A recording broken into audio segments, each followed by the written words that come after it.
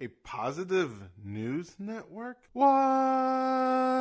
Welcome to the Joyous Expansion Podcast. I'm your host, Brett Dupree, scouring the globe to bring you stories of courage, passion, and resilience. If I could sum up this podcast into one word, I would use empathy. Now let's get inspired. Welcome to the Joyous Expansion Podcast. I am your host once again, Brett Dupree. I have a wonderful interview with you today with a very inspiring man, Sujit Lalwani. He has his own network of positive news. How cool is that? That is something that is needed today, especially since negative news dominates. That's life, really. There's a reason why negative news dominates, and that's because people spend on emotion. And speaking of spending on emotion, this is the part of the podcast where I am vulnerable about myself, because if I can't expect my guests to be vulnerable if I am not vulnerable myself. This last week has been interesting in certain regards. Number one, on Friday, I finally did a cacao ceremony, which was so good. I have missed my cacao ceremonies, drinking that caramel cacao, listening to the sound baths of the crystal bowls. Yes, I know how woo-woo that sounds, but I love it. Group meditation is my jam. I haven't done it in a year, and I think it showed. I think a lot of the reason why I kind of been falling lately is just the lack of getting into a group and actually meditating. Lightworker Toastmasters is really good for me. Group is going amazing, by the way. Little bit of tangent, and talk about lightworkers. Our dues are due in October, and right now we have 32 members, which is super freaking exciting. We have so many members, and I believe we should be having 2 more people pay and 1 more person joining soon, which will bring us up to 35, which was my initial goal for the club. And to reach that in just over a year is super awesome, and the energy, everything's about that is great. So I love Lightworker Toastmasters. However, I get joy there, I don't get clarity. And when I'm in a group meditation, I get clarity, and I was doing that for a month, at least monthly, and that helped keep me sane, especially when I was going through the dark times of a couple years ago.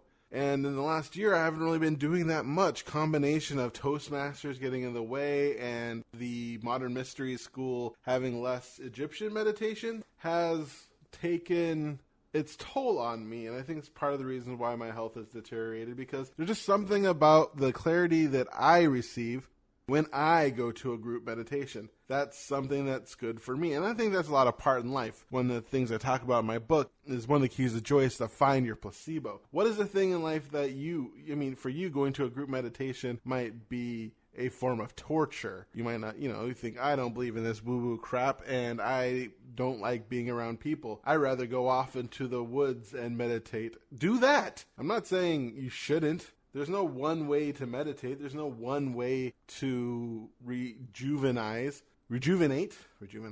Mine just happens to be being in a crowd of people feeling awesome. So when I go to the Lightworker Toastmasters, I rejuvenate the joy part of me, but the clarity part, I do best when I am in a group and meditating.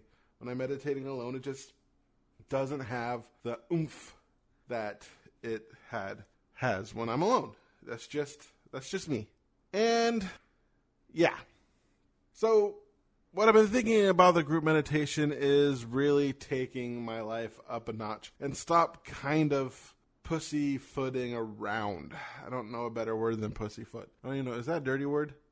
Pussy willow foot?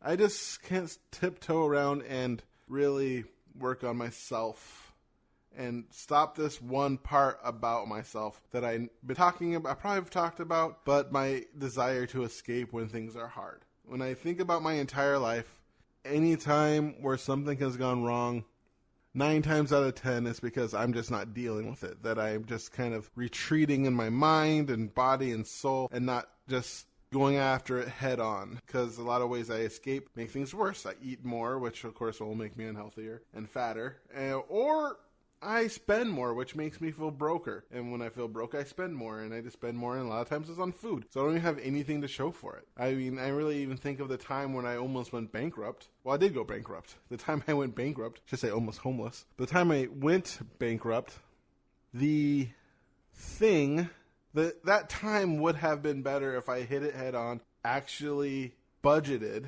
I would have probably not needed to borrow money from my grandpa, and I also probably wouldn't have gotten scammed by Yelp. Don't want to go into that. Just know that I fell into the Yelp scam when I didn't have any money at all. And those people are relentless. They kind of, when you're stressed about money, you don't make good decisions. I know I didn't. And there are plenty of studies that show that when you feel that stress and that desperation, that's just the perfect time to scam you. Because, and honestly, 9 times out of 10, especially if you grew up poor and you don't have that rich safety net and you feel hopeless, your chances of having someone take advantage of that is increased. And that's just life, That's just the way it is. And that happened to me. So I don't want to do that anymore. And I know I've said that multiple times. And I'm getting better in my relationship. I haven't retreated yet on if things got, I've had the conversations I felt I needed to have. And when my girlfriend brings things up to me, I accept them and don't retreat back into myself, or at least I work on that. A lot of that is just awareness. I was talking to my friend Karen about that in those 2 books. I don't remember, I'm not looking it up, but basically understanding your attachment style. And once I understood my attachment style, it helped me out a lot. So yeah, I'm going to start trying to hit this world head on. The number one thing I want to do with that is I'm going to be relaunching the Church of Awesome. I kind of started that, but didn't really. It was on someone else's network. And I kind of let that as an excuse to kind of not do it as often or fill up my plan. So now that network's going away, the 7 Stones is no more, I'm going to be relaunching the Church of Awesome under me and just putting it on a different podcast. I guess I could change this to the Joyous Expansion Network and have the Church of Awesome be a part of this. I wonder which one would be better. That would be cheaper. I do like cheaper. Do I want to spend $12 a month extra, or do I want this just to be my network, one where I do interviews and one where I give advice? That's a good question. I didn't really think of that. I wonder what's better. Anyway, I don't know why that just popped in my head, but I'm going to start doing that. I'm starting doing live on Sundays like I promised myself I would, and I will go out and work on being a best me that I can be. I'm also starting a 365-day health journaling challenge on YouTube. I have my own channel that I created. It is, I believe it's called Awesome Health Journey. I already have 2 subscribers. How fun is that? Of course, it's my girlfriend. But yeah, Awesome Health Journey. So if you look up Awesome Health Journey, you should see my smiling face. So if you want to follow that. And yeah. Right now, I am excited. I'm pushing forward, and the secret's going to be, can I keep this up? That's what I'm working on. Hitting things head on, taking life by the balls, and smashing the life testicles between my hands. That was probably the worst analogy I have ever come up with. I wonder if this one has to be explicit. Anyway, if you want to talk about inspirational, I want to talk about someone who really did take life by the cojones. Sujit Lalwani. Mr. Sujit Lalwani is the founder of IU, Inspirational Unlimited, a global inspirational media. He is the author of Life Simplified, which is a simple coffee table read solving complex problems of life for youngsters 14 to 28 years of age. He was awarded the Connecting the World Award at One Life Fully Lived conference organized in 2015 in Sacramento, California. He was a speaker at One Young World Conference in 2012 in Pittsburgh and has been a returning ambassador of One Young World since 8 years. Now here is my interview with the inspirational Sujit Lalwani. Hello, Sujit, and welcome to my podcast. Oh, it's a pleasure being with you, Brett. I am looking forward to what we can together, bring for listeners. You said you've been an entrepreneur about 16 years in your life? Yes, I would say that I started my career with sales and marketing when I was 18, and that was about 4 years. And when I was 22, I kind of put my company in place. So I would say that it's been about 11 years being an entrepreneur, but yes, 15 years in sales and marketing. The sales and marketing career initially was more of an independent associate. We more felt like the control as an entrepreneur, and all of it was more like you do it for yourself. I coded as 15 years of entrepreneurship journey. What got you started in wanting to become an entrepreneur? One of the things that really inspired me as I grew up was looking at my dad and how he worked as an entrepreneur. He started a small business, moved down to a city called Bengaluru in India, and we were otherwise from a small town in a state called Rajasthan in India, and he had moved to Bengaluru and he started his own business. He started dealing with false ceiling materials, plaster of Paris and all of that, and he set up a business all by himself. He started employing people, and as I saw him grow and have a little bit of control over his time as well, while there were days when he worked really hard, weeks together, maybe sometimes even months. There were other days when he had all the time for the family. And as I saw him do that, there was an inclination right from the early stages of life. Even I would get into business one point of time. As I grew up and I learned more about entrepreneurs, read their stories, how they built very successful companies and how exciting it is to lead a creation. And given that I had this whole inclination towards even creating something that would be lasting beyond your lifetime. So all of this kind of synergized and moved me to decide that I'm going to be an entrepreneur. Though I didn't know what business I would eventually end up setting up, I was kind of very interested in the very fact that I would be involved with business entrepreneurship that would make me a strong problem solver. Eventually, I would figure my way out to what I would want to be doing. I'm curious, what is the culture of entrepreneurship in India?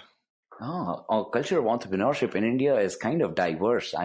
You have small businesses, you have medium, segment enterprises, you have some very serious entrepreneurs, and of late, it's been the whole startup buzz for the last 10 years. So there's a lot of venture capital, angel funding coming in. While, there were a lot of public regulations that didn't favor strength and growing up of business. It's in this era, at this point in time, probably if you were to sit down with the millennials, every other person is so kicked about wanting to be an entrepreneur simply because you could address a pain point and solve the problem of so many people. So this whole problem-solving spirit, I think, is forming or beginning to form a strong base for the entrepreneurship culture in India. What problem are you looking to solve? It's right from the very beginning. I think I have felt that there's so much positivity and positivity media that's lacking in the world. And I always felt every single morning when I woke up and I took the newspaper and I started reading, there's so much crime, politics, and there's news about all around everything. Very little bit of positive news. So I always had this vision. I would like to do something that brings up positivity media in the world. And that's how Inspirational Unlimited, that is IU, got in place about 7.5 years ago. And we've been doing good. We have kind of, with all our distribution channels and channel partners, we have a potential reach of almost close to 100 million downloads that all of these people offer to us, with possibly an active readers base of almost about 10 million plus people. So that's how far we've gotten so far. But yes, I would like that anyone who wakes up and says, hey, listen, I would want to go down to a platform or a website that's 100% positive and no gossips otherwise about any negative news, content that's otherwise going to put my energies down. I think they should look up to IU and come down to IU and spend enough time that could give them the kick for the day, and then they could get going. That's what I'm addressing. Were you always a positive person growing up? I would say that having been exposed to times where resources were limited, so our family had a 10 by 10 feet, that is about 100 square feet of home, and we were like 7 of us, or maybe a little before that, we were 12 of us. We were a joint family with my father's brother and our other cousin siblings, all of us staying together. And there would be summer holidays, and some more of our far cousins would actually come down, and we would be almost 20 people in that little house. So having seen lack of resources and how everybody being together as a family still was very positive. We're quite hopeful about every other event that came by. Every new buy in the house was like a celebration. When we learned all of those things of how, you could have big dreams, have great goals, though there are challenges in life, you could still put up with it and celebrate every single day and look forward to every next coming day. And I think that made a big difference in how a positive mind sort of shaped up very early on in my life. And I think, yes, optimistic and hopeful I was from the early on, and I could see a lot more positivity in the things I saw. When I started growing up and my perspective enhanced, I saw that people couldn't see solutions in a lot of situations where I could see. So maybe I was lucky. And yes, from quite an early times. Probably a very thought-provoking question, Brett. I must appreciate that. Was there a time where your positive outlook was challenged? Oh, definitely. Definitely. Early on, it was very hopeful, cheerful, when all of the pressure of the buck stops on my table wasn't there. The growing up years as an adolescent, maybe those times, I don't think they were challenged that often. But as I moved to times where I thought I need to take accountability of building up and starting to create my own financial growth, income, and then build my organization, organization, start my own company. When I started doing all of that, and probably then to take responsibility of my family and all of that, I think there were times when you're challenged and you have much bigger goals than you can actually take on. Deadlines are strict, kind of impose targets for yourself, and you're learning so much more than you think you have taken up on your table, and you find yourself incompetent sometimes for delivery. So all of those situations, I think, put you in a time where you're really challenged and you don't really stay that hopeful at times. And then those doubts start lurking in whether this is really going to happen. All of these targets going to get achieved? Am I even going to make it to the destination or creation of the dream that I'm really dreaming? Even the negative feedback kind of puts a setback sometimes. As you grow up and as you're putting your footsteps forward, all the negative feedback at the beginning, which does not really sound like a challenge that you could take on, you're expecting more of encouragement. And as you start dealing and learning how to deal with rejections and disappointments or probably discouraging statements, around those times, doubts begin to lurk. But I think if you have a stronger positive outlook and you're more hopeful and you're optimistic, I think there's a battle between the two. Most often in my life, yes, I tried to win the battle on the side of being hopeful and positive, but I wouldn't say at all, Brett, that I wasn't challenged by the doubts and the mindsets that were not so positive at times, and they were almost closed doors in front of me. So yes, I would say there are times when you just kind of lose everything, and sometimes you just say, hey, let me have a good sleep, wake up the next day and think about it. There's a time you actually lost everything?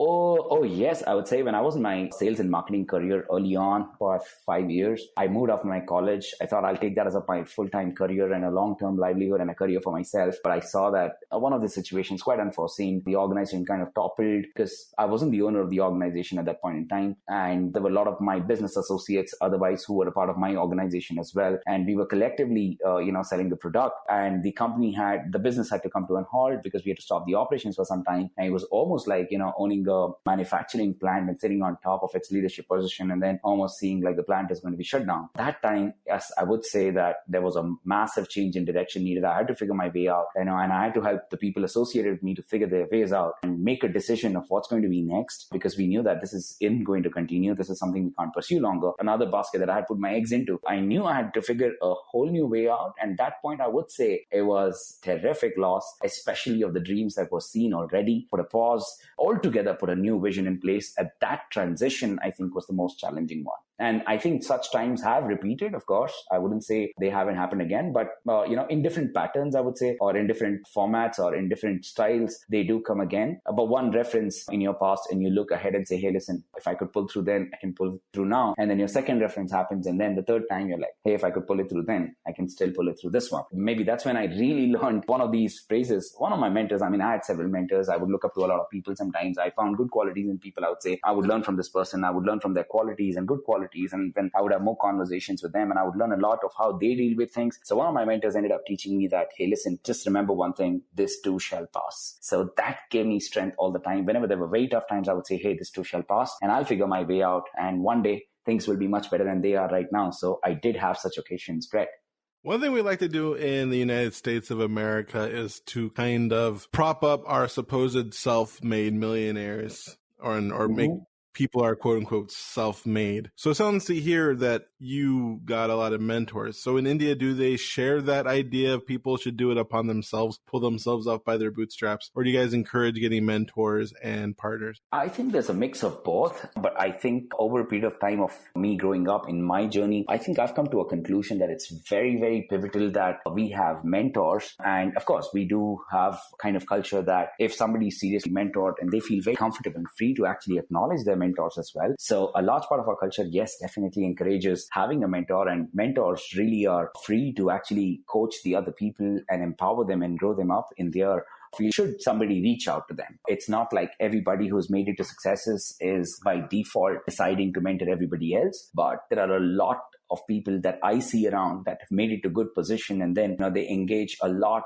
through various organizations and foundations to actually mentor others. And there are enough people who get mentored and look up to having mentors, and that kind of a culture is around in India pretty much. Right? So when it came to being an entrepreneur, what were your biggest mental roadblocks in selling and marketing and creating your own business? I think one of the biggest roadblocks for me was to take my business as a business. A lot of times I would get more emotional than I stuck to my business as business. That I think was one of the strongest roadblocks at the very onset. Sometimes when I knew that I was bleeding or that particular area was not performing well or we weren't driving enough sales, but I was really emotional about that particular vertical or idea, I would keep driving it further and further, but the losses would keep increasing. Maybe we would bleed more than we would have or we should have. And I think that was one of the early roadblocks. And I learned through failures itself that once you have an idea and that's really not ticking by, and if given sufficient time, efforts, and experiments, and your feedback loop has also kind of done some course correction for itself, you have to set apart that particular line of direction and see to it that you are looking for the next opportunity of growth, unless and until it's an idea or a vision that all that you want to be building, but then you didn't get your business model right as your course correction went by and you stuck to a business model, but that business model isn't performing, but you stick to the whole business model and the vision simply because you're emotional about it. I think that was one of my strongest roadblocks, Brett. Came to starting Inspirational Unlimited magazines. What were your first steps? How did that go along? Me and my brother, we were having a discussion one day and he was like, oh my God, there's so much negativity in the newspapers. You're not kind of finding so much of positive news. There's no media that kind of takes leadership in doing this. At least a platform, at least an online website that covers a lot of positive news or at least publishes a lot of positive articles and positive alone. Maybe something like that should come up. I'm very disappointed that nothing like that exists. So when he said all of that, I felt it's high time that stop blaming and take accountability for doing something. And maybe, when people tried, they failed or probably just didn't click for them. Maybe we should do and see what are the challenges. So the very next day I came to my team and said, we were running a training company back then. And the name of the training company was Inspirational Unlimited. And that was IU. That's largely because I was a motivational speaker and I would deliver speeches and come back and people would find it so impactful that they would come back a couple of years or 3 years later to me and say that those 2 hours were very life-changing for me. And the impact is so deep that I still carry that positive energy with me. And every time I feel low, I just close my eyes and recall your speech. So when first of these feedback came, I thought probably that's very encouraging, that's sweet of them. But then when those feedback repeated, I felt, okay, let me understand this as this is unlimited inspiration. This is lasting for a very long time in each of these people. So let me name my company as Inspiration Unlimited. And that's how it started as a training company. But then the very day me and my brother had this conversation, I came back to my team and I said, we are launching an online media because I didn't have money to go for a print media at that point in time and neither the expertise to do that. Given that the vision has sparked, given that the idea had come in and given that conversation had happened, I said, this is still a part of the vision that I can feel so deep that this is something I will surely take leadership and accountability to do. Now, no matter how difficult or how less informed I was at that point in time or how difficult it might get as the future unfolds, because I might have to take a lot of education very newly because this was something not of my domain. I still took the challenge in the leadership and said, listen, we're going to launch this online media and we're going to do it. And then first question the team said, everybody had was, how are we going to do it? And I said, let's do one thing, research a little bit on what other online media exists. And that's when I found that there were these blogs and there were these e-magazines. And I said, we're not going to be a blog alone. We're going to be an e-magazine. Largely, there was still no very strong differentiation between them, but the positioning was still different. So I said, e-magazine is the positioning we need. We're going to come across as an online media. We're not going to be a blog alone. We're going to have journalists. We're going to have people getting interviewed. So all of that is going to happen. So we're going to position ourselves as an online media. And we launched a small subscription box on our existing training website and said, hey guys, in case you want to subscribe to the world's #1 inspirational e-magazine, here's where you would drop your email ID. We're launching this newsletter the very next month. Then from the newsletter, we said, no, this is an e-magazine. So this is going to be a monthly edition of an e-magazine that's going to come out right into your inbox. And as we evolved for about 2.5 years like that, month after month, I realized that it was best we made it online platform like Wikipedia with lots of articles and positive news and so many categories. And that's when we decided that we're going to go the blog style e-magazine. And that's how after about 20 months, in fact, we put iuemag.com in place. We bought a separate domain for media that we were publishing. And then that's how we became the online media. And that's when we decided now is the time to probably have a few IJs, the inspirational jockeys, as we call it, the inspirational journalists. Interchangeably, we use that term as IJs, RJs, there were VJs, there were MJs, but there were no IJs. So I said, we're going to have IJs, and very uniquely, people could be volunteering IJs or IJs because we at that point in time didn't have the budget to hire so many IJs. So we opened this position as volunteering IJs for so many people. People were were interested. They came forward. We're going to cover stories and we're going to write for you because this is a beautiful vision. And that's how we got a lot of support. And that's how the journey happened. And about 4 years ago, we opened the platform for media partnerships and online media partnerships with summits. And Brett, you would be happy to know that we are now partnered with over 400 summits from across 35 plus countries, some of the world's best summits. In fact, Sky Drone Technology, something like SkyTech from London, Big Data Summit from Malaysia, the Cafe Asia Summit in Singapore, the Women in Technology Summit in the US. So some such very wonderful summits we are partnered with at this point in time, as precisely now partnership status that these summits give us is online media partner. The dream well came true 7.5 years ago as a seed that started, to today. And in fact, today, if any part of the world, people who are listening right now, if they go down and Google Inspirational E-Magazine, amongst the top 3, or probably, I would not be wrong in making the claim that we are the number 1 link globally now. But day one, we had the tagline, the number 1 Inspirational E-Magazine. So that's something that sums up actually the story of our online media, Brett. Congratulations. Thank you. So let's back up a little bit. You said you started in sales and marketing. How'd you go from sales and marketing into motivational speaking? In the platform that I was working with for sales and marketing, it was an educational package that we were supposed to market. Much of the marketing took place by inviting a lot of people to a seminar and then educating them about the product and then letting them know the pros and cons of the product, how you use it, educating them about how other people have used it and stuff. And that's how the sales were actually conducted. So that kind of continuously week after week put me into a cycle of delivering those seminars, and then to keep a lot of my team members who were a part of my team who said, hey, listen, we're going to be a part of your team to sell this product as well, put me into a place where I would organize leadership workshops and motivational trainings for all of these people. And that's how, a period of 4 years, with a lot of these kind of events conducted, I knew that there was an ability to deliver sales training to a lot of people that I had, and to be able to actually inspire them, give them leadership workshops. But I really didn't know that inspirational speaker is something I could have become at that point in time. But as I researched more on the internet, I found some of these amazing people doing a good job. I heard about Tony Robbins and Shiv Khera and Robin Sharma and all of these people when I read about Stephen Covey, Brian Tracy, Zig Ziglar. I felt, this is something I would love to pursue. I would love to deliver sales training to a lot of group of people, to companies, and inspire them towards higher performance levels and better leadership standards. And that's when I decided this is something I would love to have as a part of my life, but I didn't know this could be a livelihood or a career. And that's when I opened up a channel into my network and passed a word out saying that if anyone's keen on having me, deliver a particular workshop or a seminar or a leadership talk or a talk on any other particular agenda they might think could do justice, maybe they could discuss with me, and I would be happy to come down. Back then, I didn't have any professional charges for it because I didn't know if I could really charge for such gigs or this could be my career, because I said I was already into sales and marketing. So when I opened up, people kind of got interested that, okay, we would love to invite you. We would love to give a trial, because, they knew that I wasn't really charging any money. So they were like, okay, we would love to experiment. If this goes great, we would love to invite you again, and then maybe we could see how the whole thing can work out. We could organize a bigger gathering for you. So one after the other, I think those talks went really successful, the very initial talks that I delivered. And that's how the word of mouth kind of spread. And for almost over 3 years, Brett, you would be surprised to know that I never really charged for my inspirational talks, because I didn't know that those speaking gigs was something I could charge for. But yes, at the back of my mind, after a year of delivering these speeches, and also it was the same time when I had to move out of my earlier career, I knew that this could be a sound profession or a professional career for myself that I could really build, at least to start out with, because I knew I had to continue as an entrepreneur. That would be something I would pursue. What is that first product or service that I can offer to my customers or clients? Because there was no other skill set that I thought I could put together as a service that I could offer, because it was not like I was a technology developer or anything like that. So I knew that motivational speaking and delivering these workshops was my strongest skill set. So I put together a product around that, and I said, I'm more than willing to actually come forward and deliver these sessions. So that's how the shift from addressing a lot of those workshops and meetings for my business to now delivering it to people, because I thought this is something I could pursue for the long term, and I have the acumen and the knack for it. And the feedback that continuously came in that, yes, I was doing well, all of this moved me towards taking up motivational speaking as a career, Brett.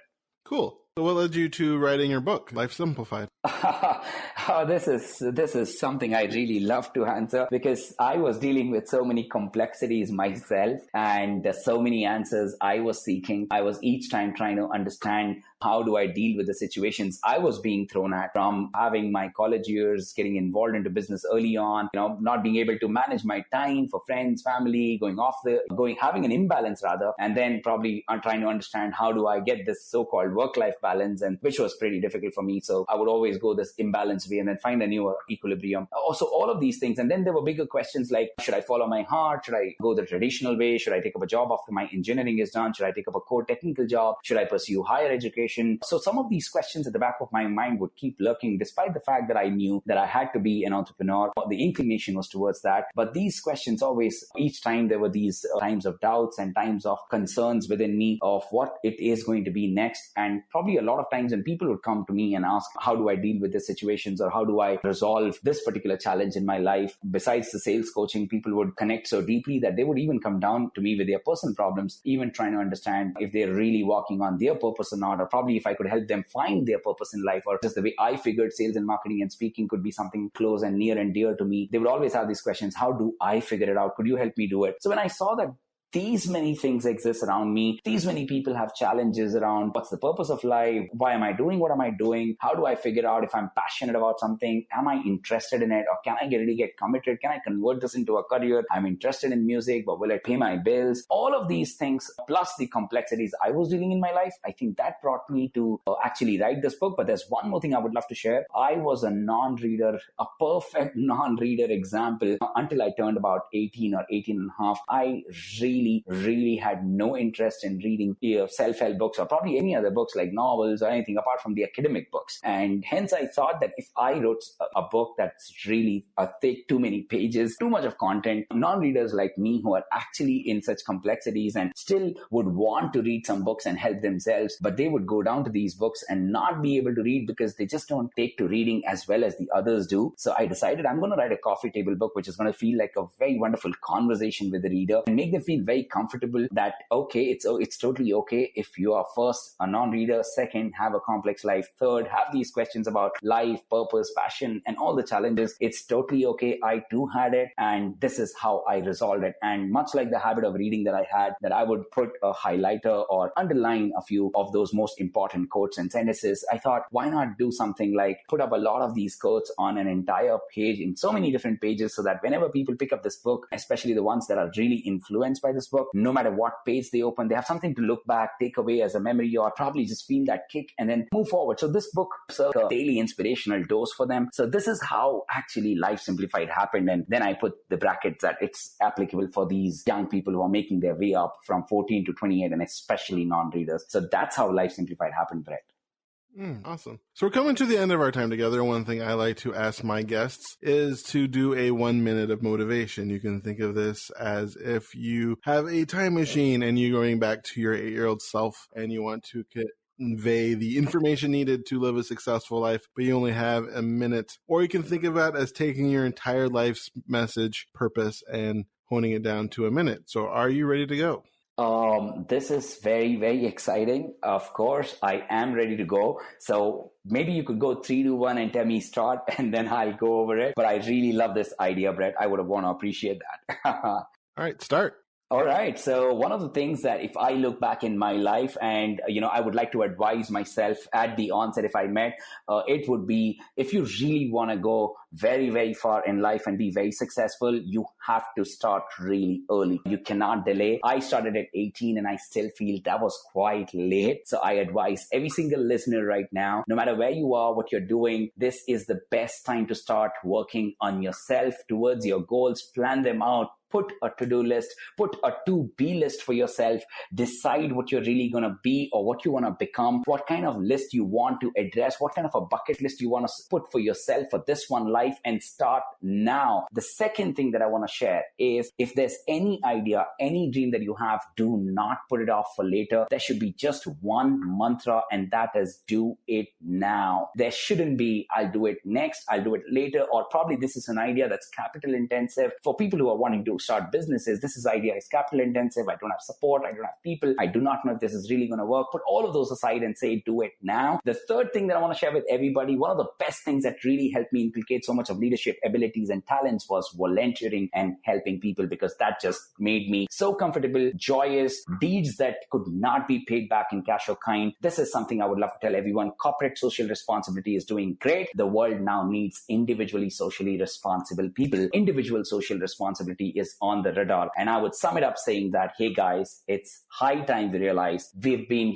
human beings for a very long time. It's time to become human doings. All of this is what I would tell myself, the earlier self that just started out. And this is something I have for all the listeners. I hope I will hear from you as human doings and not just being human beings. That's it, Brett.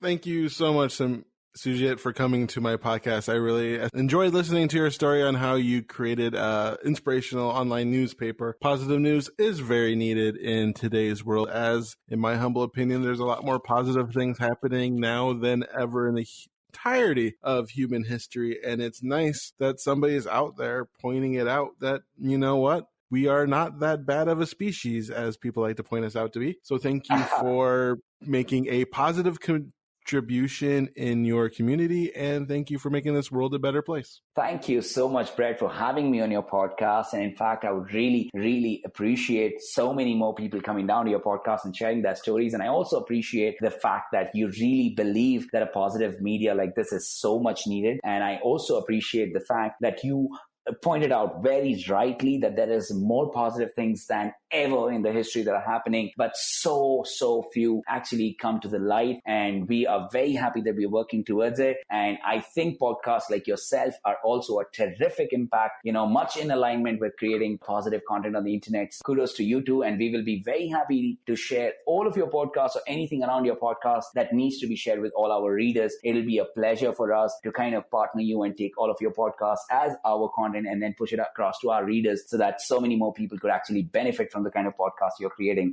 because there's so much synergy between the kind of work we do. So thank you so much for having me on your show, Brett.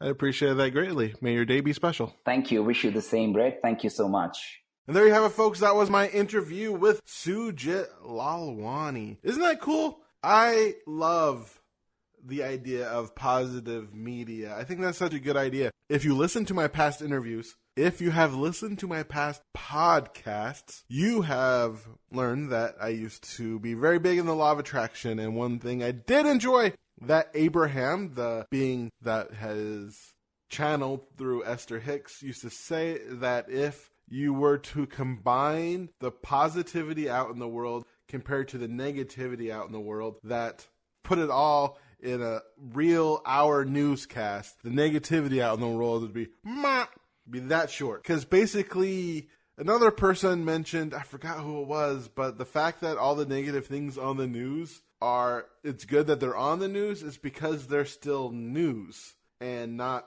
so commonplace that we don't care about those things anymore. But a lot of times we can look at the world in a negative light and not notice the wonderful things that are out there. And let's be completely honest. If you truly looked at the past of human history, this is the best time to be alive. Yes, there is so much negativity out there. I know, I listen to a lot of it. Nazis are coming back. Climate change is freaking scary. There's a lot of things in life that are scary, but if you look at the entire of human history, right now I am sitting in my apartment and I have zero fear that I am going to be murdered in my sleep by a roving band of raiders. That used to be commonplace. That used to be something that would just happen. It wouldn't even make the news if they had news back then. It would be, Mongols sacked another village. What's the point? They sacked 15 yesterday. And I'm just pointing out the Mongols because they did a lot of sacking. It could be the Romans, anybody who would just go through, take away town. Or if you look at even modern history with colonization, as well as even look at the United States, where right now more people have access to education, more people have access to basic human rights. And there's so many people out there who are working to make this world a better place. And it's nice to have media that spotlights those people. And we need to spotlight them more.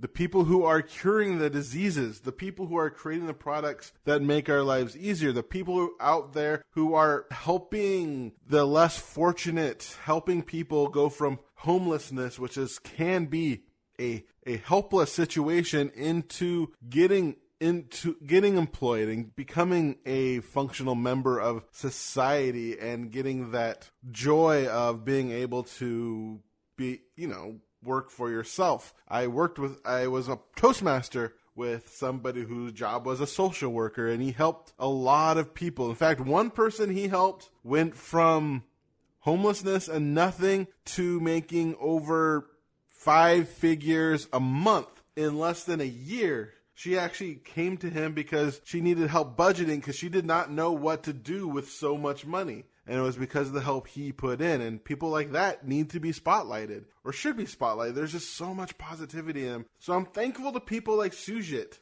who is out there bringing out the positivity and bringing more joy into this world. Because that is one way we can change the world for the best, is joy. So you can connect with Sujit on Twitter at Sujit Lalwani, the SUJITLALWANI. You can check out his positive media, IU, at www.iumag.com. Also, if you want your life to be simplified, you can check out his book, lifesimplified.com. And if you want to make Sujit's day, tweet at him on what you liked from what he shared or what I shared from this interview. Thank you so much for listening to the Joyous Expansion Podcast, episode 48. Super exciting to be that far along in my podcasting journey. Super excited if you have come along with me. I appreciate you so much. And if you want to ever email me, you may email me at BRE2TsDUPR2Es@joyousexpansion.com. You can check me out at joyousexpansion.com, BrettDupree.com. I'm just going to put that out there. You can also find me on Twitter at Joyous Expansion, Instagram at Joyous Expansion, and Facebook at Increase Your Joy. Bad SEO there. As always, I am Brett Dupree, your Joyous Expansion life coach, champion of authentic joy, and catalyst of transformation for the Church of Awesome, reminding you to be love, to be joy, to be awesome. Now play that jingle. JoyousExpansion.com. JoyousExpansion.com. Come and say hello to Brett Dupree. He is an inspirational life coach. Good for you and good for me. He turned my life from grey to blue. I'm sure he'll do the same for you. Get in touch and you'll see your life will change dramatically. JoyousExpansion.com. JoyousExpansion.com. Yeah.